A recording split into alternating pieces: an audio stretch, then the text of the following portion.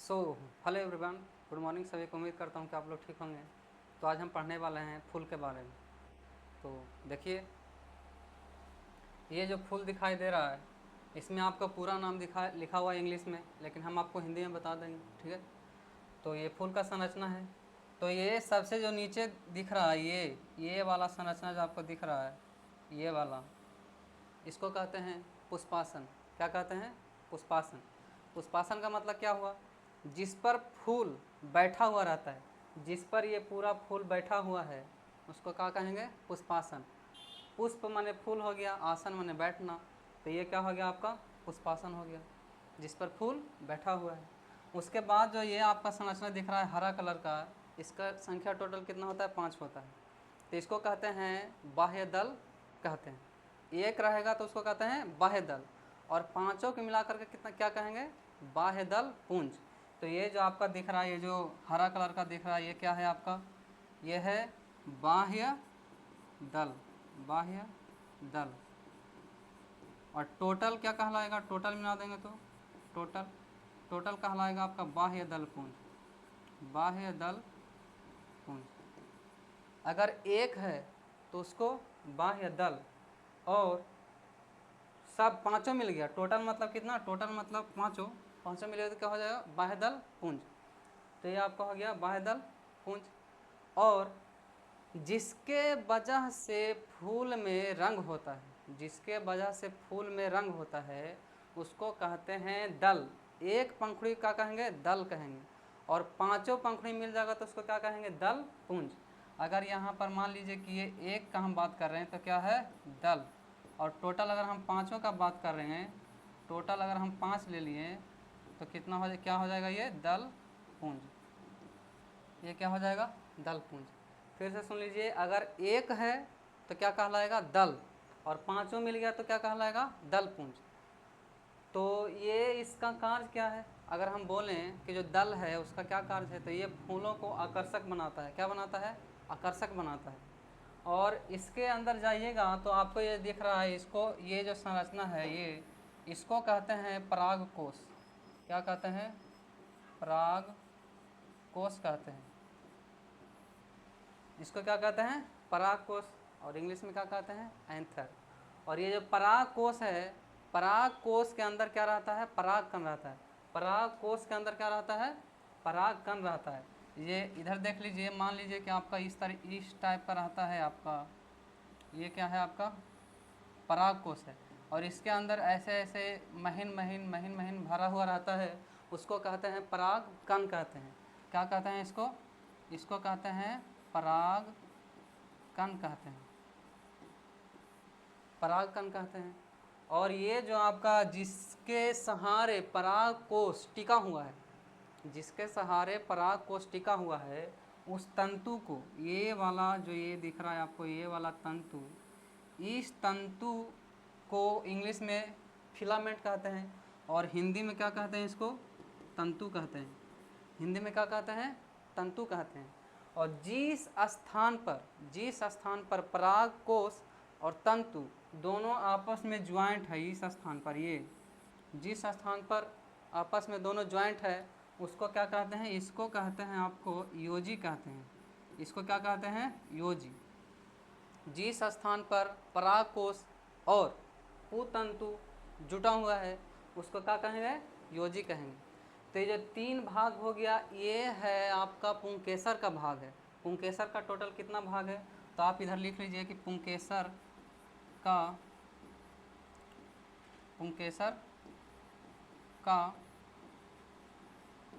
3 भाग होता है।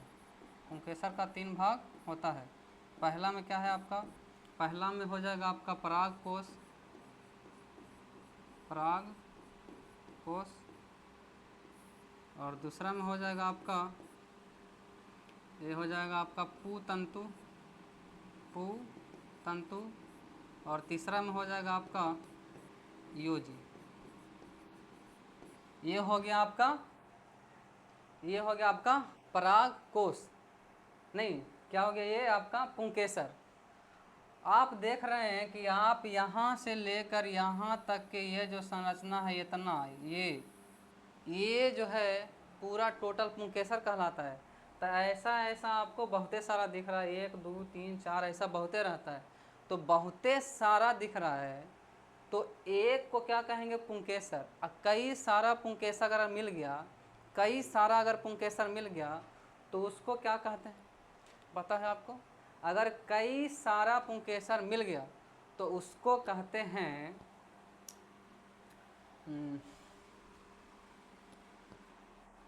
स्टॉप करें तो स्टॉप क्या है कि सेव हो गया। तो अगर ये मिल गया, कई सारा पुंकेसर मिल गया, तो कई सारा पुंकेसर मिल गया तो उसको क्या कहते हैं?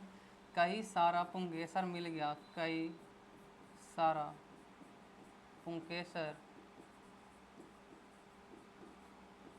मिलकर,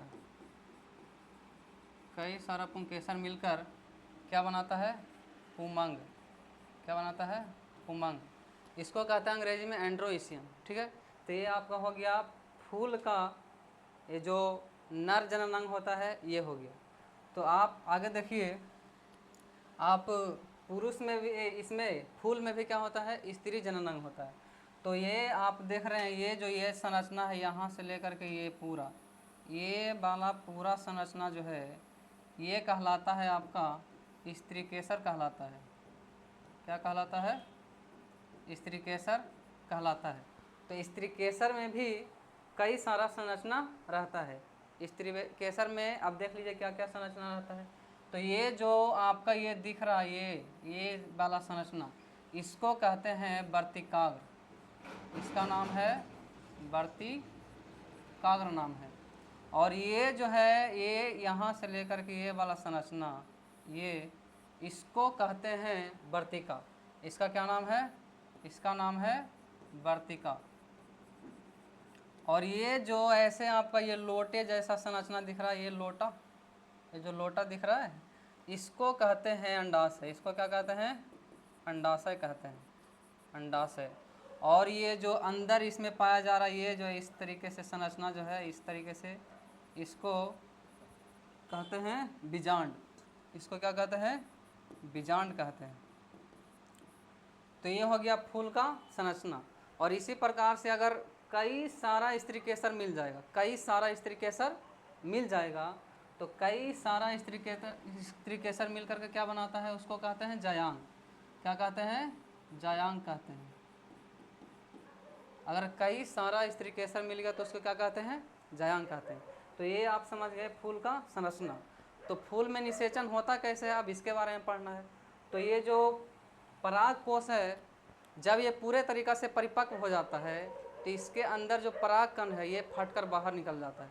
तो फटकर बाहर निकल जाता है, वहीं परागकण जब ये वर्तिकाग्र पर जाता है, वर्तिकाग्र पर जाता है तो परागकण चिपक जाता है। और ये वर्तिकाग्र पर परागकण जो है अंकुरित होता है।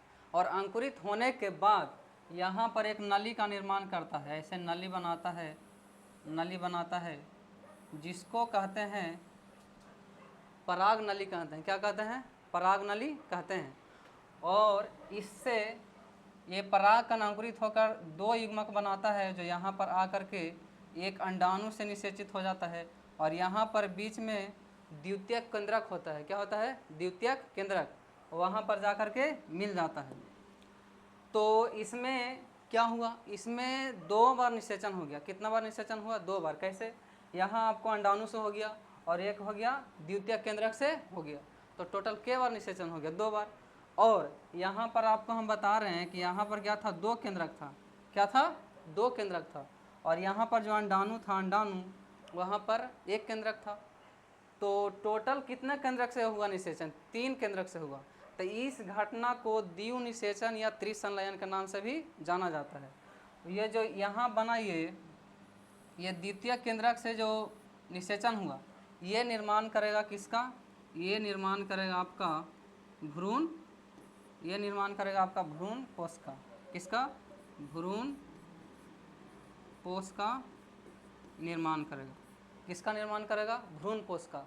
और ये भ्रूण पोष है जो भ्रूण को पोषण देगा, आगे बढ़ाएगा, उसको परिपक्व करेगा।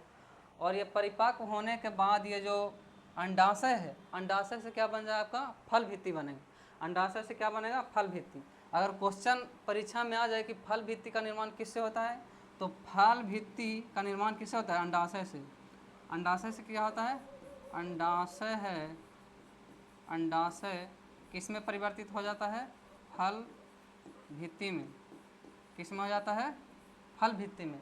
अंडाशय किस में होता है फल भित्ति में। और ये जो बीजांड है, बीजांड किस में परिवर्तित होता है, बीजांड, बीजांड आपका बीज में परिवर्तित हो जाता है।